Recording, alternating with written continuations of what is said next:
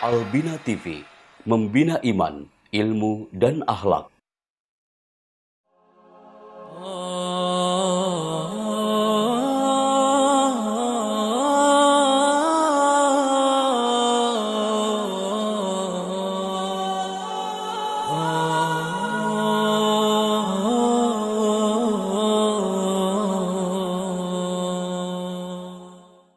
Assalamualaikum warahmatullahi wabarakatuh.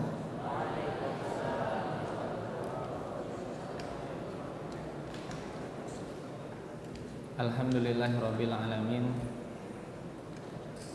Wa bihi nasta'inu ala umuri dunya waddin. Asyhadu an la ilaha illallah wahdahu la syarikalah. Wa asyhadu anna Muhammadan abduhu wa rasuluhu alladzi la nabiyya ba'dah. Sallallahu alaihi wa ala alihi wa ashabihi wa man tabi'ahum bi ihsanin ila yaumiddin, amma ba'du. Santri-santri Albina yang Ustaz cintai, puji serta syukur kita panjatkan kepada Rabb kita, Allah Subhanahu wa Ta'ala, yang telah memberikan kita nikmatnya, berbagai macam nikmatnya, dan di antara nikmatnya adalah kita mendapatkan bulan Ramadan ini. Maka kita mengharap, kita berdoa kepada Allah Subhanahu wa Ta'ala agar Allah Subhanahu wa Ta'ala menerima ibadah-ibadah kita ya, sampai hari ini, menerima saum kita, serta menerima sholat kita. Serta kita juga mengharap kepada Allah Subhanahu wa Ta'ala agar Allah Subhanahu wa Ta'ala senantiasa memberikan taufiknya kepada kita, sehingga kita bisa memanfaatkan sisa bulan Ramadan yang tinggal berapa hari lagi ini ya. Santri-santri sekalian yang dirahmati Allah Subhanahu wa Ta'ala, kelas SMA kayaknya sudah tidak sabar, jadi ya, udah ada yang pulang ya, ke asrama, jadi tidak akan lama lah ya. Di kesempatan sore hari ini kita akan bercerita saja ya.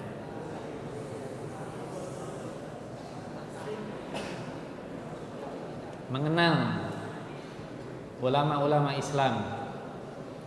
Kita harus berkenalan dengan ulama-ulama kita ya.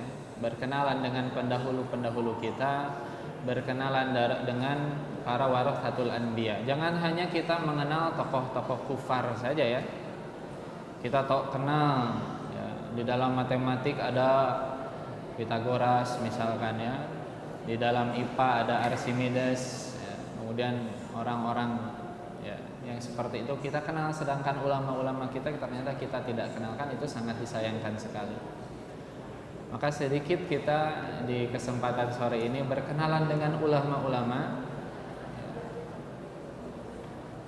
yang merupakan warathatul anbiya. Tetapi yang akan kita bahas ini adalah ulama yang berasal dari benua biru. Ya, pernah dengar benua biru? Ya. Kita akan berkenalan dengan salah seorang ulama yang berasal dari benua biru. Selama ini kita mengenal mungkin ulama itu dari Timur Tengah, ya, maka kita akan berkenalan dengan ulama dari benua biru, dari Eropa. Ya. Dari sebuah negeri yang dikenal zaman dahulu dengan istilah Andalusia. Andalusia sekarang ini meliputi Spanyol dan Portugal. Yang akan kita berkenalan dengan beliau adalah salah seorang ulama kontroversi gitu ya, di kalangan ulama yang lain. Beliau bernama Abu Muhammad Ali bin Ahmad bin Sa'id bin Hazmin. Hafal? Ada yang hafal? Abu Muhammad Ali bin Ahmad bin Sa'id bin Hazmin. Hafal? Harus hafal ya. Atau yang terkenal dengan sebutan Ibnu Hazm ya. Ibnu Hazm. Ibnu Hazm ini lahir pada tahun 384 Hijriah, meninggal pada tahun 456 Hijriah. Kalau dalam Masehinya beliau lahir tahun 994 Masehi dan meninggal pada tahun 1054 atau 1056 Masehi. Ibnu Hazm ini, kata para ulama, merupakan ulama yang paling produktif menulis, kedua setelah Ibnu Jarir. Jadi para ulama melihat, memperhatikan, meneliti siapa ulama yang paling banyak menulis, menelurkan karya. Ternyata kata para ulama yang paling produktif berkarya menulis kitab itu adalah Imam Ibnu Jarir At-Tabari. Dan yang kedua adalah Ibnu Hazmin di mana tulisan beliau, karya beliau itu berjumlah 400 jilid. Di maktabah ada berapa jilid kitab? Pernah hitung? Nyampe 400 enggak? 400 nyampe enggak? Di maktabah. Yang suka ke maktabah, kalau yang enggak pernah ke maktabah enggak akan tahu. Di perpus ya. Karya beliau pribadi itu 400 jilid. Yang kalau dihitung lembaran demi lembaran jumlahnya adalah 80.000 lembar. Itu sendiri yang nulis. Itu nomor 2, nomor satunya seperti apa ya? Nomor satunya adalah Ibnu Jarir At-Tabari. Ibnu Jarir At-Tabari penulis kitab tafsir Jami'ul Bayan fi Tafsiri Ayil Quran. Ya. Imam Al-Khatib Al-Baghdadi meriwayatkan tentang Ibnu Jarir.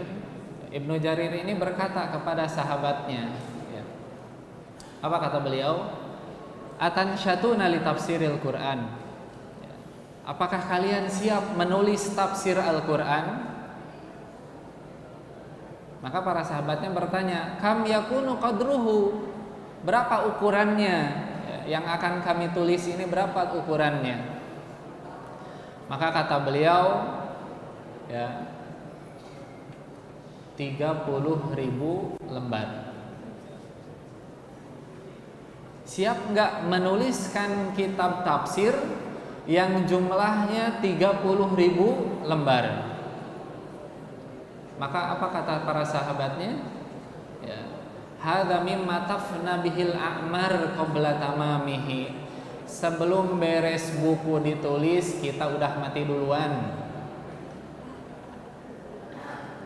Antum ngerjain pelajaran syar'i yang nulis, misalkan pelajaran hadis yang antum menulis hadis, 1 lembar depan belakang, berapa menit mengerjakan soal hadis?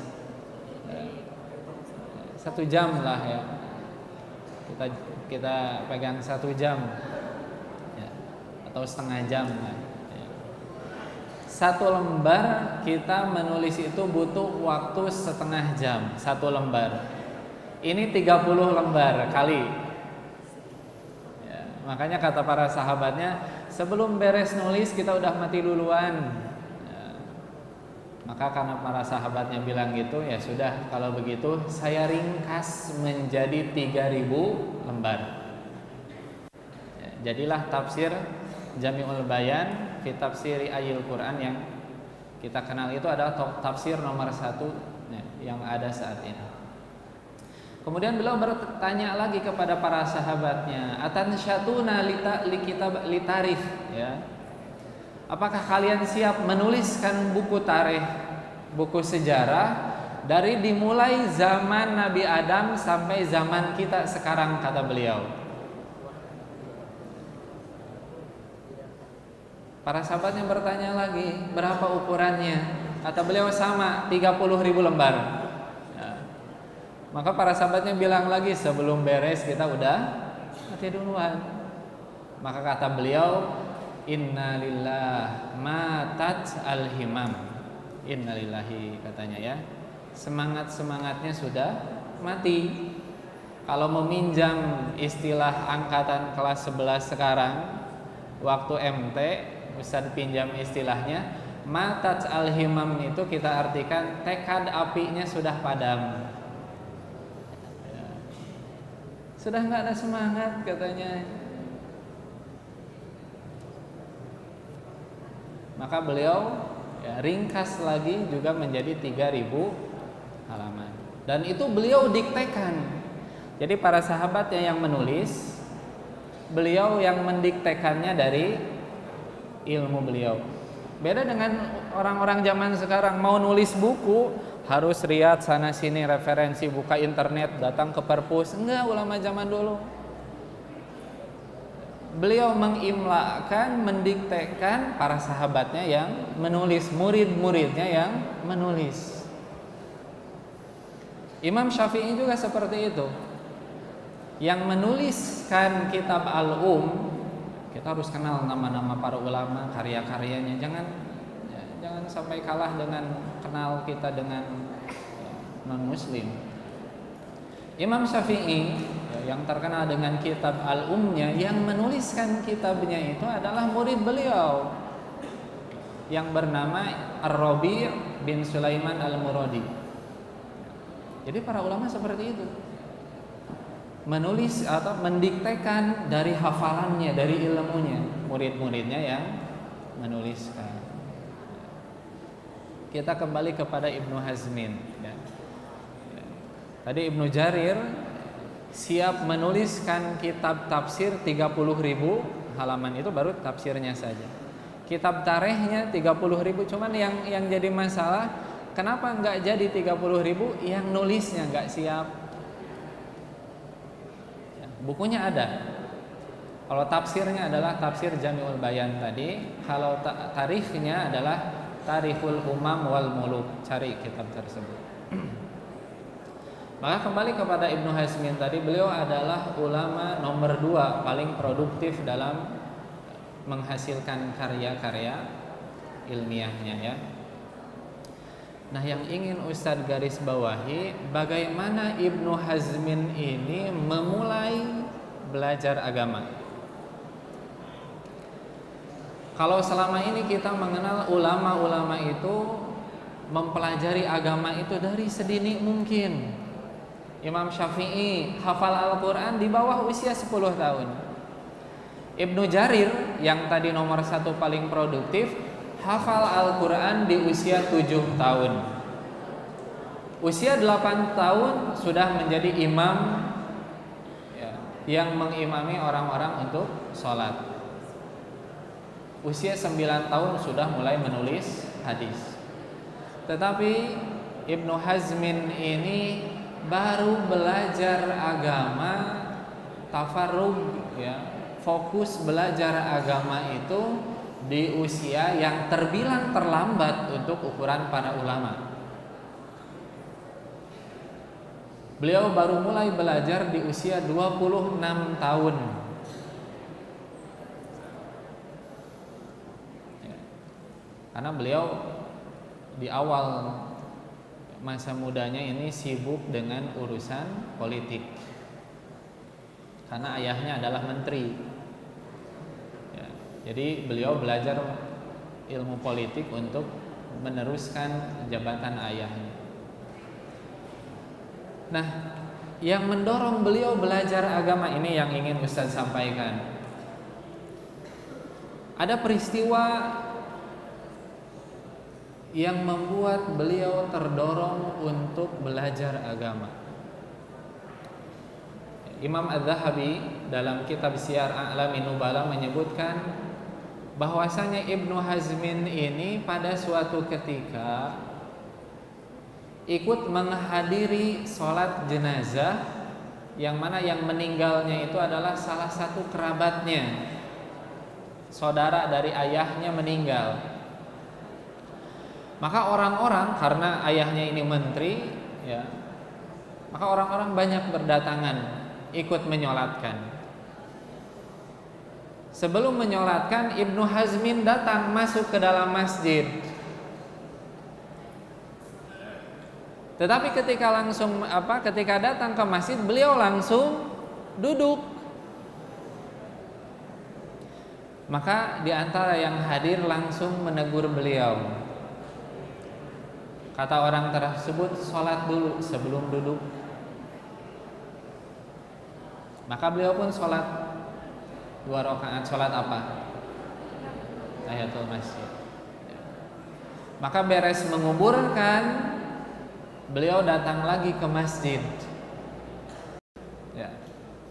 Karena ingat tadi, saya masuk masjid langsung duduk, ternyata ditegur harus sholat dulu. Maka beliau pun ketika kedua kalinya masuk masjid, yang pertama kali beliau lakukan adalah langsung sholat.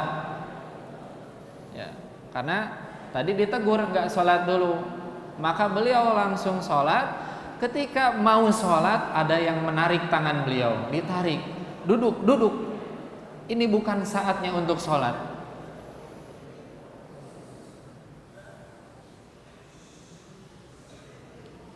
Kalau antum seperti itu gimana? Pertama masuk langsung duduk, ternyata disuruh sholat. Yang kedua mau sholat disuruh duduk.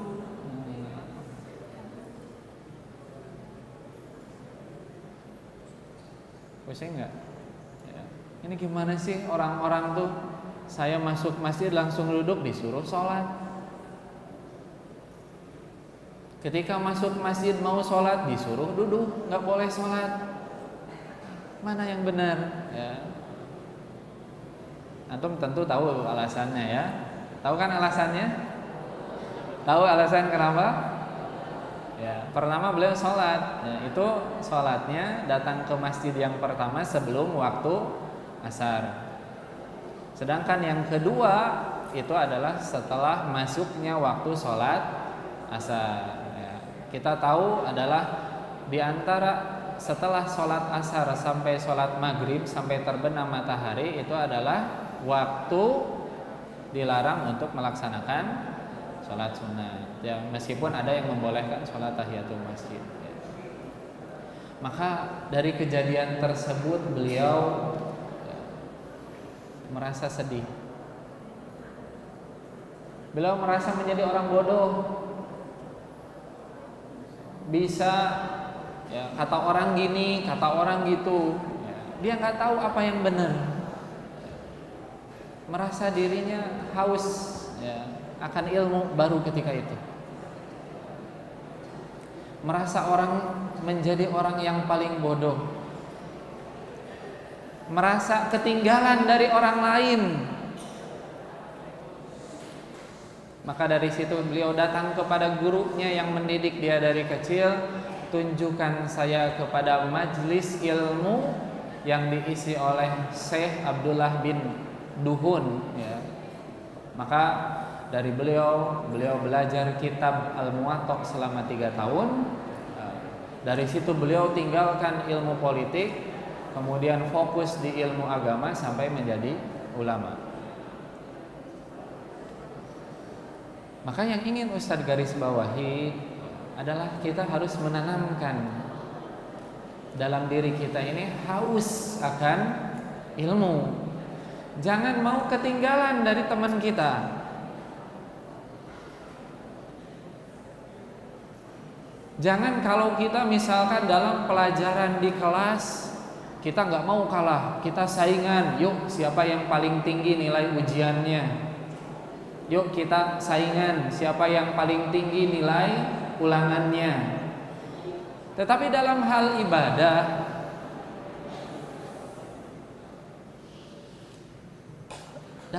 ibadah kita merasa tenang aja ketinggalan dari teman kita. teman kita asik ya membaca Al-Quran, teman kita asik sholat sunat, sementara kita asik ngobrol di belakang, asik nyender di jendela ya. Maka harus ada merasa kita ini ya ada munafasa, merasa kita ini sedang berlomba, jangan mau kalah dalam hal agama, jangan mau ketinggalan dalam hal ibadah. Ketika ada orang lain, teman kita asik khusyuk membaca Al-Quran, sementara kita merasa tenang saja ngobrol ya, harusnya kita introspeksi, hati kita sakit berarti.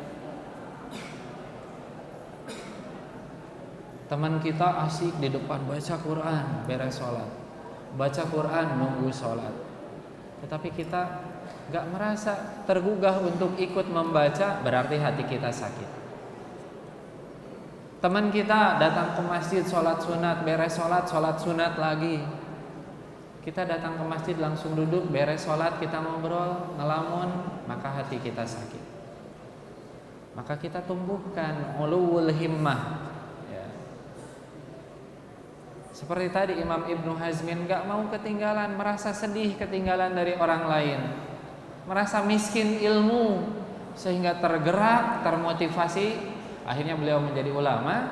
Maka kita juga harus tergerak ketika ada sahabat kita yang unggul dari kita dari segi ibadah, seperti yang dikatakan oleh Imam Hasan Al-Basri rahimahullah, idza ra'aita ar-rajula yunafisuka fid dunya fanafishu fil akhirah.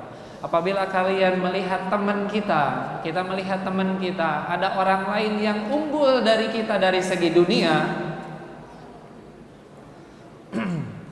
Kalau kita punya teman yang unggul dari kita ya, dalam hal dunia ya, maka fanafishu fil akhirah, kita kalahkan dia dalam hal akhirat. Teman kita boleh unggul dari kita dari segi uang sakunya. Kita mungkin sebulan ya 200.000, teman kita 600.000, maka kita ungguli dia dalam hal ibadahnya. Dia boleh jadi ya nggak apa-apa dia lebih besar uang jajannya, tetapi ya kita harus unggul dari dia dari segi tilawah Al-Qur'annya. Gak apa-apa dia ternyata ranking di kelasnya lebih tinggi dari kita, tetapi kita harus lebih giat melaksanakan sholat sunat. Maka tanamkan dalam diri kita ya, al-munafasah fil khair ya. Karena Allah subhanahu wa ta'ala berfirman, fastabiqul khairat, berlomba-lombalah dalam kebaikan ya. Maka itu yang harus kita tanamkan.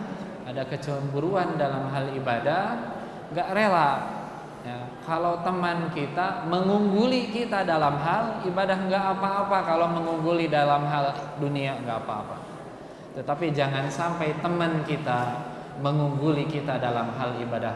Ketika teman kita baca Quran, kita juga harus terdorong, tergugah untuk baca Quran, gak mau kalah. Teman kita baca Al-Quran, kemudian teman kita sholat sunat, kita juga jangan kalah untuk melaksanakan sholat sunat ya. Itu saja mungkin, karena sudah jam 4 lebih, kita harus siap-siap untuk iftar jama'i ya. Itu mungkin yang dapat Ustadz sampaikan. Mohon maaf apabila ada kesalahan. Mudah-mudahan ada guna dan manfaatnya ya. Yang benar mutlak datangnya dari Allah, dan yang salah dari keterbatasan ilmu yang Ustaz miliki.